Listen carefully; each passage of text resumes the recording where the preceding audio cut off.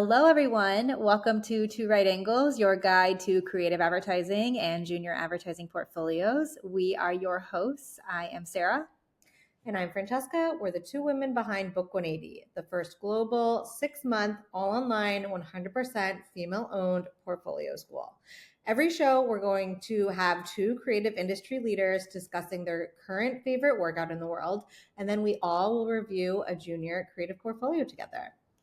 So join us as we highlight good work, great agencies, and ways to improve your portfolio so you can land your dream job in advertising.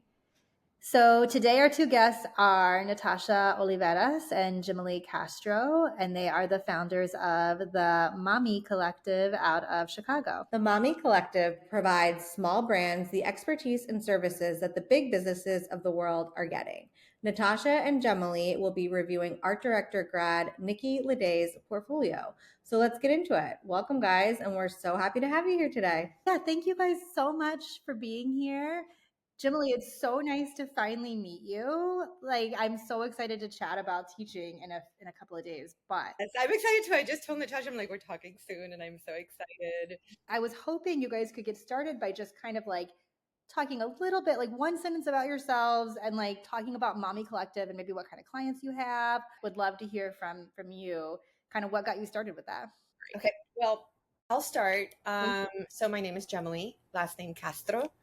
Not related to any dictator. I was gonna ask that, then I was. Everybody asks that, so maybe I should just say it. Not related that I know of. To be honest, we're Caribbean. Oh, then absolutely not. You're totally fine. So it who knows. Anyways, the past is a mystery, and the past was the worst. So so I've been in the marketing industry for around 25 years now. I started my career doing media in a time where media was easy. It was simple. There were 5 different TV channels. Everybody listened to terrestrial radio, and there was no such thing as the internet yet, or social media as we understand it now, that kind of contained all of us and joined us really easily. But yeah, so I later transitioned really quickly because the world of media was so small at the time. I transitioned into strategy because I fell in love with understanding people, and kind of I'm innately curious, and I just love figuring why things happen and how people work. And so that's what made me join that. And since then I've been doing strategic planning across different specialties, I guess, across all of them. I started heavily doing research, and then transitioned into brand strategy, then consumer strategy, cultural strategy. I've done shopper strategy, where I met my partner here. I've done it all. And so now I got the sense that it just wasn't fulfilling me as an individual anymore to work for big conglomerate companies and to really not have a choice into who we shared our expertise with. And that's when my partner here said, well, we should just do something together. And that's where MAMi came to be, really. We have a lot of common in the background, and I bring the strategy chops, and she'll tell you what she brings now. I bring the personality. Natasha is like your hype woman. She's like, I have the best strategy person. She is all research, all strategy, like the smartest woman in the universe. She is. And I'll talk more about after she presents herself, because I think strategy is it's just a weird specialty in the world of marketing. It can be so many different things. So I think we just work really well together with my type of strategy and her type of brains and creative flow and how she thinks. I think it just works. You can definitely tell you guys are an awesome partnership. All right.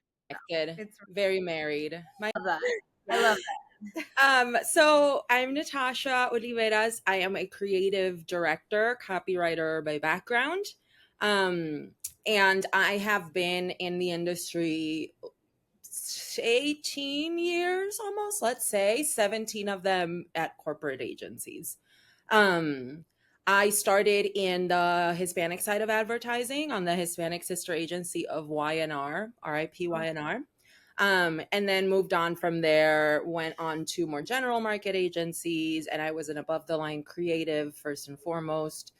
And then I transitioned over to Geometry Global, which is now VML Commerce. And that's where I met Jem. And we worked on the Coca-Cola account together. That's where we started working together and knowing each other.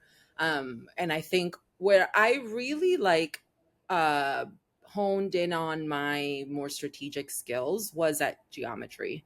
I don't think Jem was a part of that until I actually understood it. And then I was like, we should talk. Because at first I was, the more old school cliche creative that says, well, fuck the brief. We're just going to make it cool. Right? Yeah. And then because of Shopper and retail, I started really understanding the role of strategy and how important that is. And obviously Coca-Cola as a client, you need to back everything up that you show them. So having Jem and her team really started to show me how my work could really improve and like what we are actually here to do as advertisers, right? Yeah. From there, I went on to other agencies. She went on to other agencies. I worked at FCB after that, and then back to ARC. And now, like she said, we sort of, to make it sound very dramatic, we jumped ship. Yeah. Together. We had this conversation, and we were kind of going through the same sort of challenges and struggles. Existential crisis, yeah. And we realized, like, well, we know how we want to work. We have the background. And we also have the same pain points, the idea of all this work, all this knowledge, all these, blessings and talents that we have. Do the major giant billionaire brands need us as bad? Not really. So, we decided to branch out, and now we are the owners of MAMi Collective. Wow. And we just want to keep it really simple and focus on the work. We started out earlier this year with a wonderful partner agency out of Canada, and we had some really great work with them and a lot of great collaboration. And they were founded based on the same principles, essentially 3 people that said, we've done it. Let's see if we can do it better and more nimble and more collaborative. Mm-hmm. And they're doing wonderful. Shout out to Sister Mercy in Ontario. Ooh, I love that. They are so great. Name. Yeah. Great people. So now we're kind of doing a little bit of a pivot actually, and we are sort of going all in on small businesses. And really bringing this expertise and knowledge that, giant retainers pay for, but,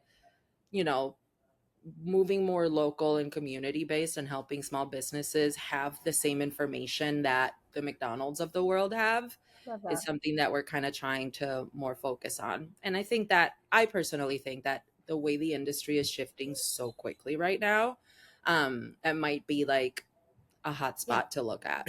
Not only the industry, but I think, not to sound overly dramatic, but small businesses are under attack right now. Like their lives have become extremely harder. And if they have good marketing knowledge behind their brand, they're able to hopefully counteract some of the difficulties that they have, the country is putting on them.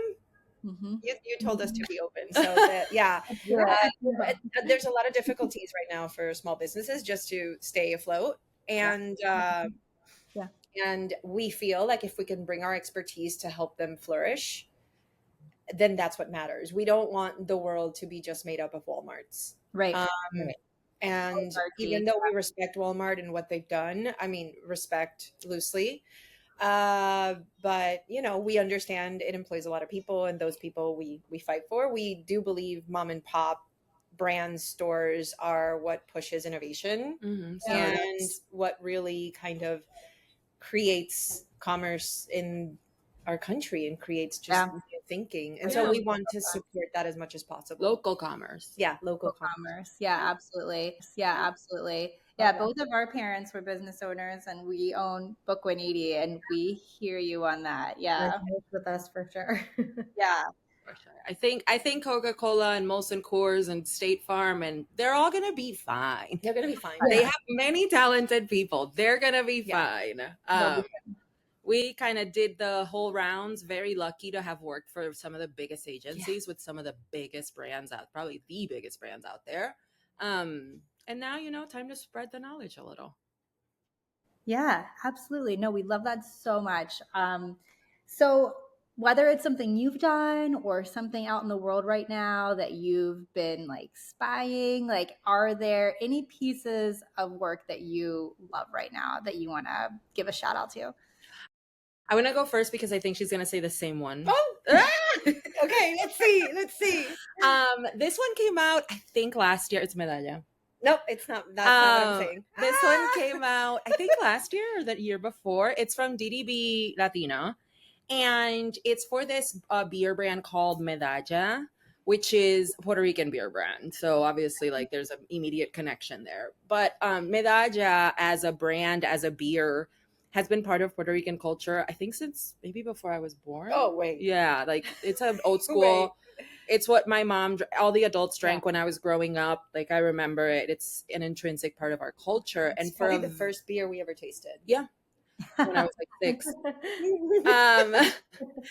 And a big part of the identity of the brand was that it was only sold in Puerto Rico. It was exclusively a Puerto Rican beer, only sold in Puerto Rico. And then recently, finally, like now, it started branching out into big Puerto Rican markets. So like this campaign I saw was specifically in New York because it's a very, very big Puerto Rican market. Wait, so they're distributing to the States now? Yeah. But very selectively, very smartly. So Orlando, right, Miami, New York, Miami, right. Chicago. You can probably find some of them, but not that much yet. Okay. Yeah, this is a brand that we would, and we still, like, you put a case in your suitcase, even if you don't drink beer, and you bring it back because it's good to have at the house, or your friends are going to love it, right? It gives you a great excuse to have a get-together. Exactly. For your friends. I don't drink beer, and every time I go to PR, I will drink a medalla. Like, it's really intrinsically connected to the culture. So the campaign to introduce it to the States was all in not only Spanish, but Puerto Rican Spanish, and then translated to English. Oh, so taking our idioms that we say that make no sense even if you're a Spanish speaker, and then translating them to English, and then for people to be like, what? And the campaign is very much like, if you know, for those that get it. And the sign off was, Medalla drinkers get it.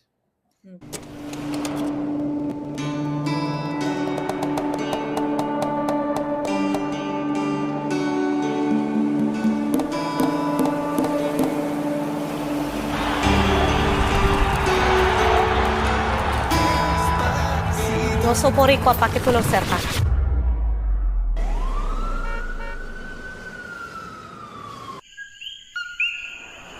Pa' que lo baile, pa' que lo baile.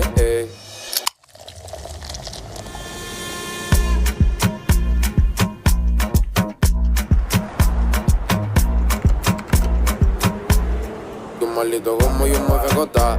No quería nada, yo quería beber. Busqué un componente y no me dijo nada. Y después apareció y yo me fui otra vez. Ay.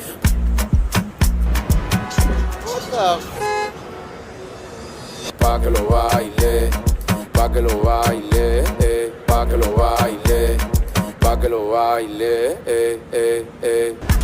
Hay que explicarlo. Explain it to me in rice and beans. Yo voy a llorar.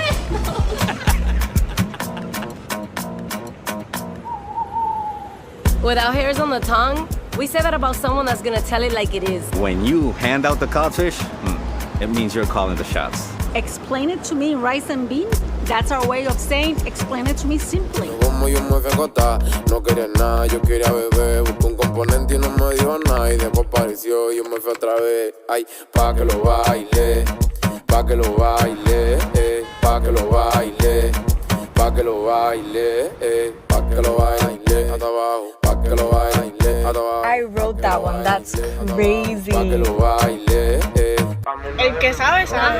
Así hasta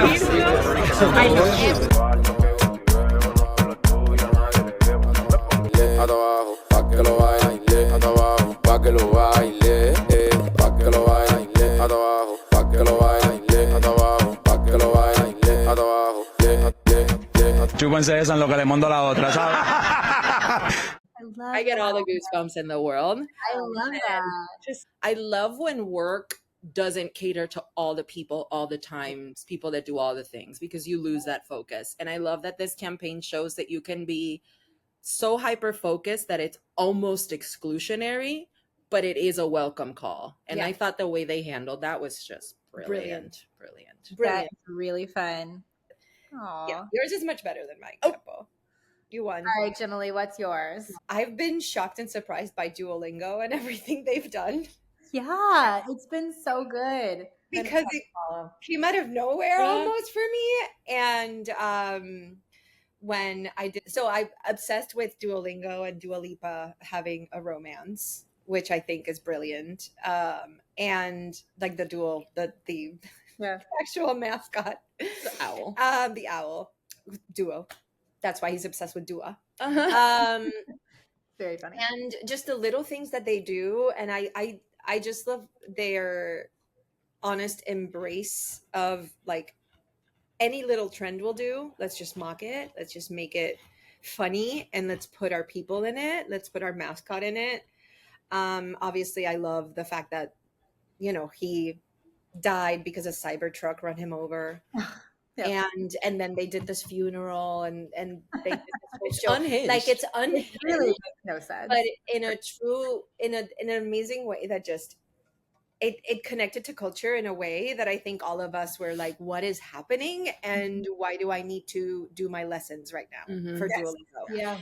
And again, their whole strategy behind it is that they needed retention. They saw drop off. They saw people not actually doing their lessons every day, which is what makes you good at languages. And so they felt like if we inundate culture and we do these silly things, they saw like a growth of, I think it went from 44, million users to 117 daily users. So they were really kind of pushing daily use of the app, and they made it work just because it became so silly that you had to open the app and just to find out what was play with it. And so, I hope that you find, or I can send it to you, the video of Duolingo on Ice. Yes. Oh my gosh. Introducing Duolingo on Ice, the new multilingual musical coming to a city near you. Join Duo the Owl and all of his friends in a 4-hour skate dancing extravaganza. Sing along with songs like Spanish or Vanish. It's either Spanish or Vanish. No es una petición, no I demand it. La Duo et la Dua. Le duo et la dua pour la vie. C'est le destin, le destin. French or the trench? French or the trench, Dutch or the crunch, Japanese or Buccanese, this I'll eat you for lunch. Juggle your neck, you best protect your streak now. Hawaiian or you're crying the line in the street now. Choreographed by a 2-time Emmy Award winner, Duolingo on Ice is a 4-hour shocking spectacle with no intermission, so the fun never stops.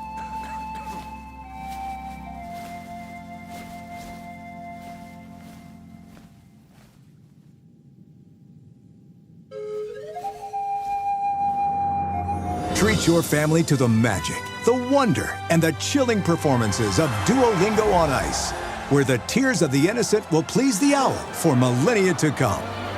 Find out why fans across the country are saying, everything's better on ice. It was slay. Where's my son? They took my son. Learning a language has never been this cool. Buy your tickets to Duolingo on Ice now at SeatGeek.com/Duolingo.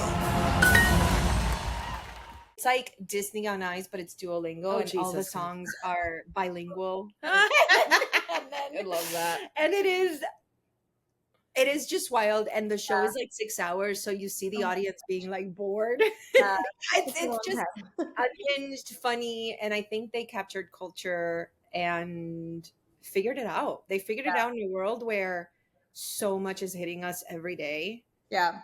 They figured out how to stand out with and they made it work from an ROI perspective. They made it work for their benefit and for the goal and the objective, which I always think is like primary, right? Yep. And it's brave. It's so brave. It's like believing in your brand, putting, backing it up, but like the bravery that it takes to act a little unhinged as a brand, I respect. Respect. You knew your brand. Like when I'm like America is so chaotic right now that I love how all the brands are just like, fuck it. We're just going to do the most wild things. So many brands are doing that. And it's just like very interesting to think about, like, 2016, 2017, when like we were more stable, there was a lot of like beautiful, inspiring storytelling. Right. Yeah. The long form copy. Long form copy. And now it's just like, fuck it. Like whatever's unhinged. Like let's just entertain. It doesn't matter. Who knows if we'll be around next year? Like Exactly. And I love a brand that acts accordingly. Yeah. I love it. Don't be afraid. And I know in at least in the marketing world, especially in the strategy world, we talk a lot about brands being authentic and being authentic. And unfortunately, a lot of brands have, and this is my newest rant, a lot of brands have decided authenticity means like just giving the people what they want. And that's not authenticity. Authenticity is being true to yourself, whether it's good or bad. Just be you. Just be you, because the audience will come. And yes, I'm not saying forget about the consumer, but you can't fake it anymore. Well, speaking of authentic, that actually is a really nice segue into Nikki's book. We are going to review Nikki Ledee today. So she graduated a few months ago from Book 180, and she also happened to be in Pittsburgh. We were just there last week for the Ad America INSAT competition, and she is part of Tampa's Ad 2 Club, which is essentially like the under 30 advertising AIF clubs. She was there just, networking and like doing roundtable discussions on advertising. So we got to see her in person for the first time after she had been through our 6-month program. But she is a very authentic individual and really in love with her portfolio and her as a human. She is Tampa based right now, but she wants to work in Boston. So she's still looking in Boston in conjunction with like potentially getting like a short-term internship or something in Tampa while she waits to move to Boston. But would love to know what you guys think of her portfolio just like upon entering the homepage. What were your first thoughts? This, I immediately feel like I got a sense of who she is and like her aesthetic, what I assume it'll be, right? Like we'll see if it backs it up, if it all aligns. But like, I like that she has her pictures there. It kind of speaks to her, especially at the level she's at. Like, I do like seeing who my juniors are or when I'm looking to hire them. And I like that it's clean, but she clearly put a little personality there. Absolutely. And I also love that. This is cool. Yeah, I love that you can tell she has, if nothing else, a love of music right away. Right? And a POV, which is so important. So important. When you see somebody and your first impression of their work is so clearly defined, like it is good to see that kind of bleed into how they present their own work, right? It's not just a hobby or a passion of mine. It is how I decide to express myself. And that's really important in your portfolio. So this is beautiful. 100%. So when you guys are going through junior books, do you like go first to last? Do you do kind of just like what stands out to you? Do you like to go in order? What do you do? I personally go to what stands out to me. Okay. Because especially when it's when you have that open role, which I'm sure we've all been here, like you got the approvals for the open role and then you have finance breathing down your neck, like, did you hire someone 5 minutes later or else they take it away? I always feel like a crunch, especially when I'm actively filling a role, to look through people's books quickly, to move them along, to send that email and say yes or no, get them here. So I go to what strikes me quickest. And then if I like what I'm seeing, I keep digging through, or then I take a step back and I go, okay, let me look at it in order. And then like, I want to like go through the whole thing. Yeah. And as a copywriter, I am guilty that the first or second thing I click is the about.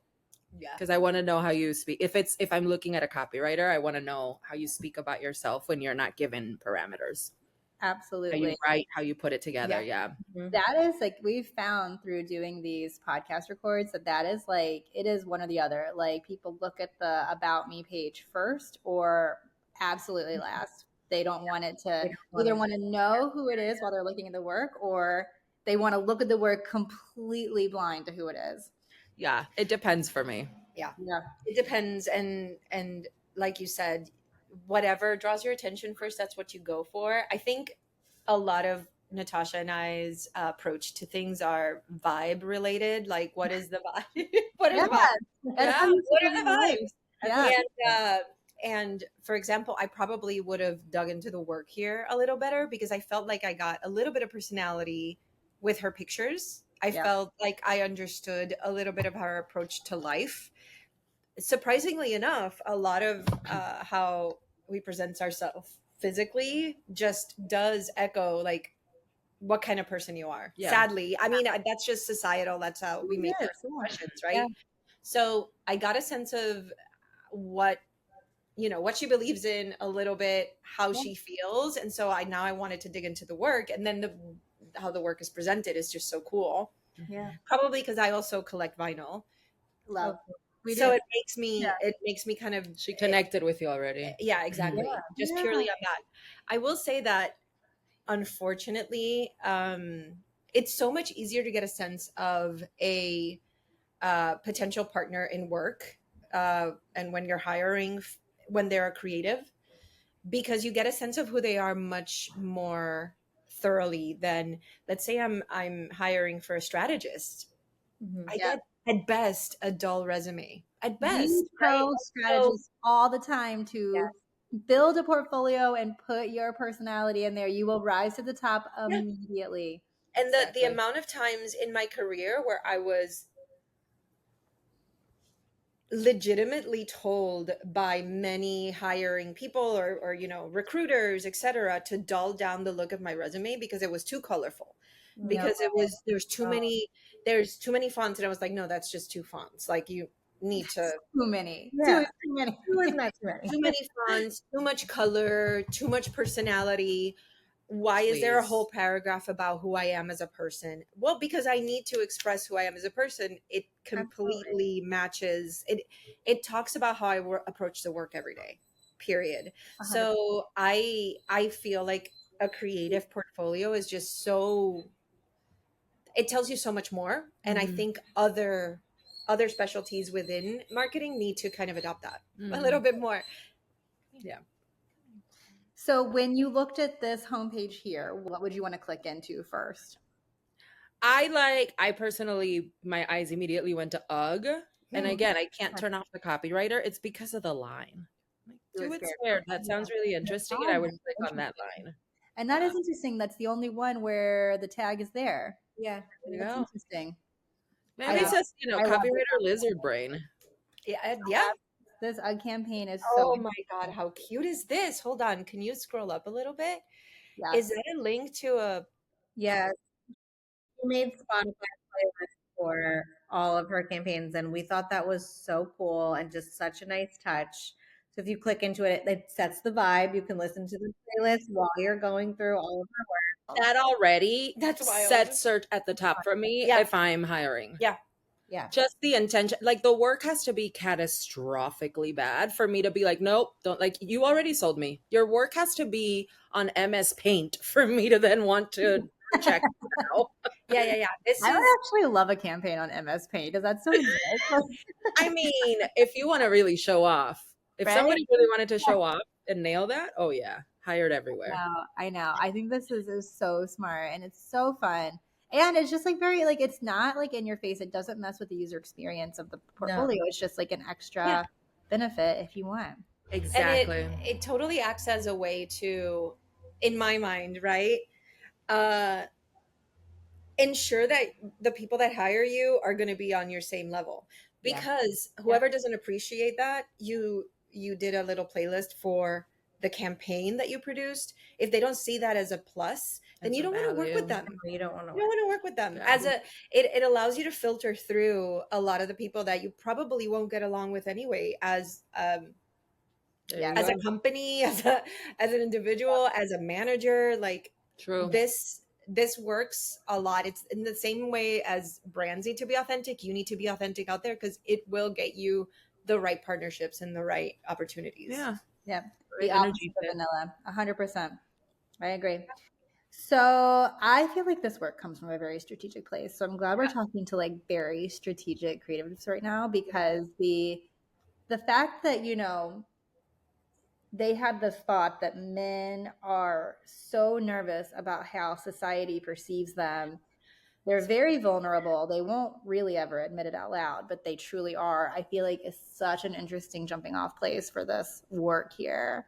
And then the headlines are great and So the design good. is so fun. I love that. That is so good. So good. And you don't have to show product with Uggs. No. So you can like really have fun with it like they did.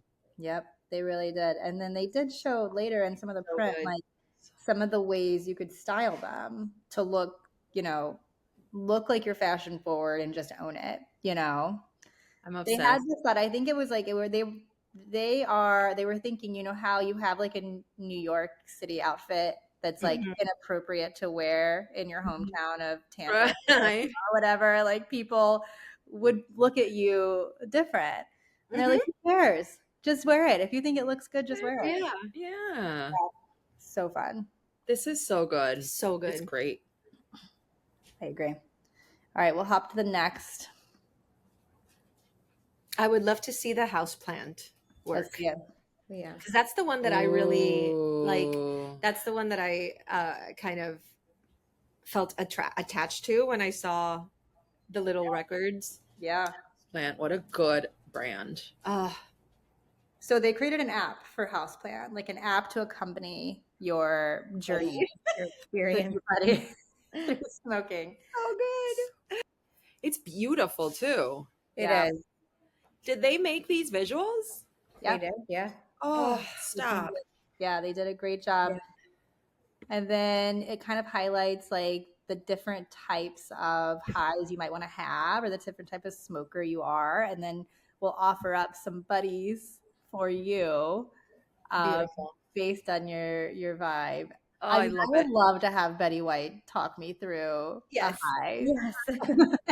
That's all I would do. And then I would call it, instead of saying I'm going to go garden, I'm going to say I'm going to go talk to Betty. Yes. I'm going to go meet Betty. Love it. So good. We are toddler parents, so we need it. But also we got to be very discreet with it. And we'll tell each other like, I'm going to go garden real quick. And now our toddler has started being like, why are you gardening in the bathroom? It's like, oh my God. We gotta shift some attitudes. There's no plants in the bathroom. Oh my gosh, I love it. I love it. That's so funny. Oh, this is so cool. So great. It is Like, great. I want this made. I want this done. Look at how beautiful that is. The visuals are really, I mean, that's her proficiency, right? She's a art. Yeah. It's so good. It's so good. Yeah, they did a fantastic job. Really nice. Oh my gosh, so good. This is so good. Like I said at the end of when I finished teaching the insights class, the feeling I had is the feeling that I have now, which is the future of the industry is bright as hell. This is better than we've seen coming out of agencies for years, and these are just students. Yeah, right. They're just entering the industry. I mean, they really are I think they really are going to change the industry. I hope so. It needs it. The industry needs like a shakeup, And when we entered the industry, it was all about like make your mark on it. And now I think the new generation of people entering our industry just have a chance to say it doesn't have to be what it used to. Yeah.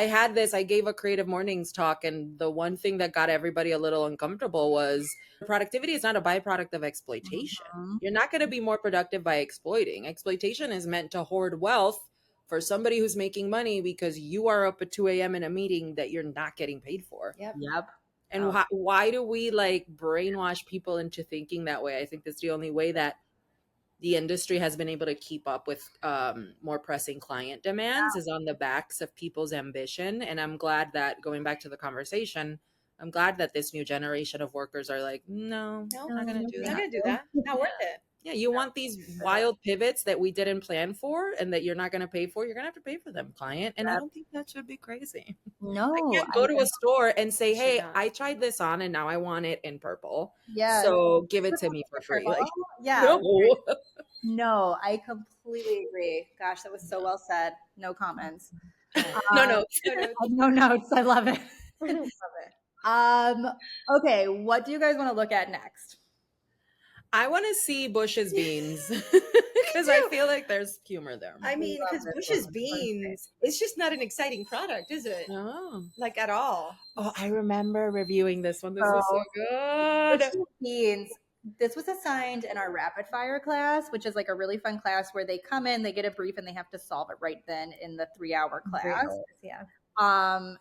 And the teacher literally texted us later that night and said, "You will not believe the campaign that I just saw." And we were like, amazing. We're like, that's a book for sure. Book piece for sure.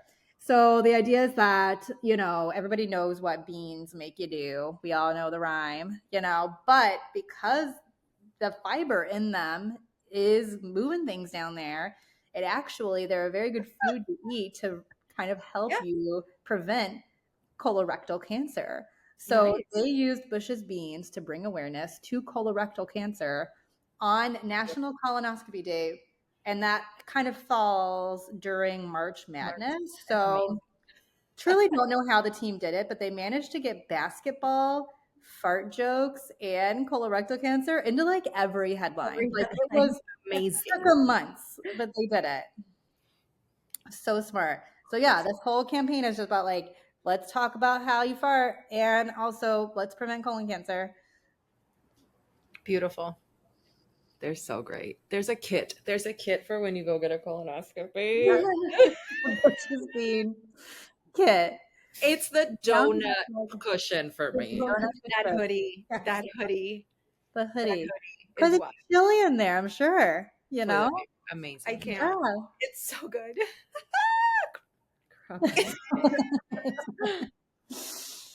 I mean, it's and so the good. design wouldn't pay attention to this during. The design is wild. A win for me. It is respectable. Wild. I love how they didn't go. They went like serious with the design, almost. Like, if you scroll up a little bit, yeah, absolutely. Like or down. Sorry, it's coming right. Yeah. Oh, that's true. That's very subtle. Amazing. Amazing. This is what I think. This is what the industry needs to get back to. We used to do some ads because it was fun. We used to have so much fun. We used to have fun. Yep. Southern region. Come on. Amazing. Yep. It's so good. Try passing. Wow. Wow. I love it. And the shots of butts. What I respect a lot here that is so magical is they took things that are hard to connect, right? It's like when a client says, we want to say this, but we also have this partnership, and then we got to put this hat on it and then this other hat on it.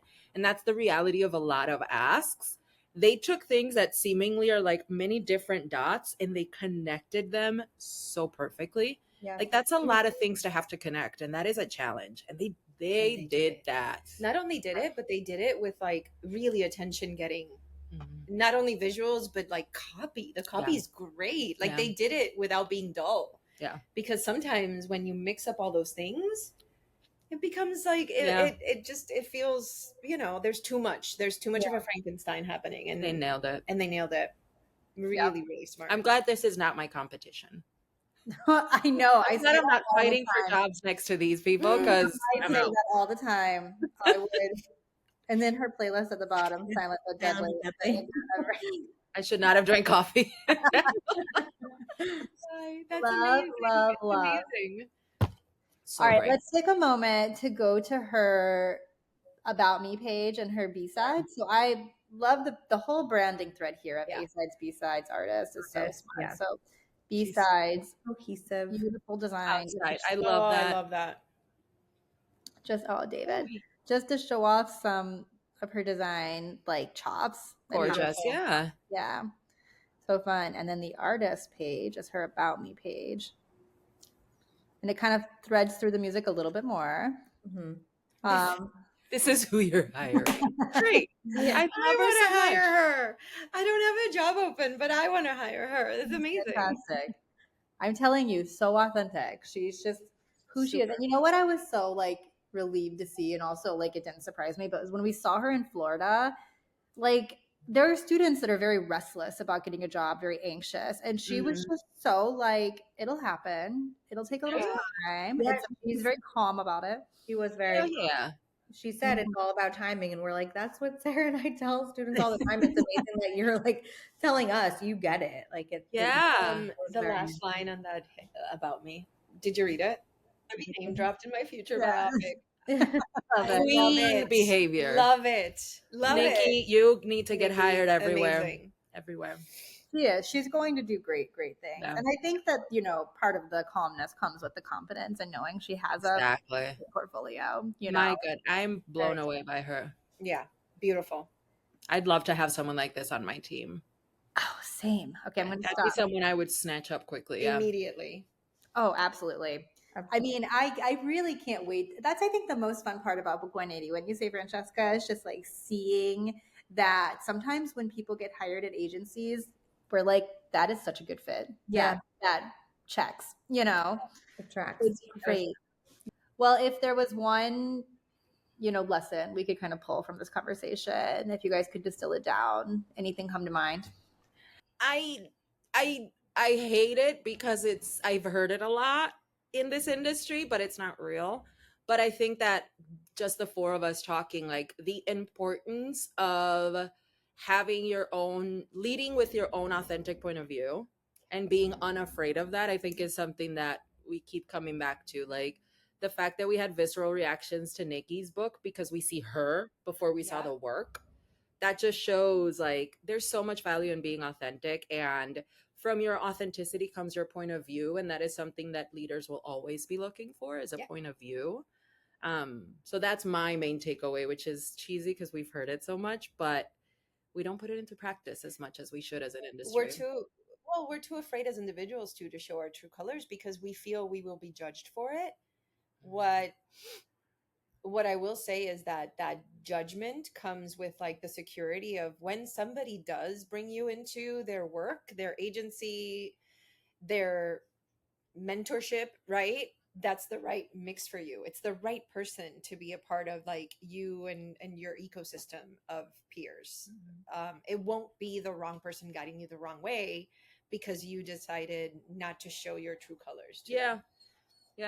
It does filter out the bad where you're not, this is not for you, where you're not going to be appreciated.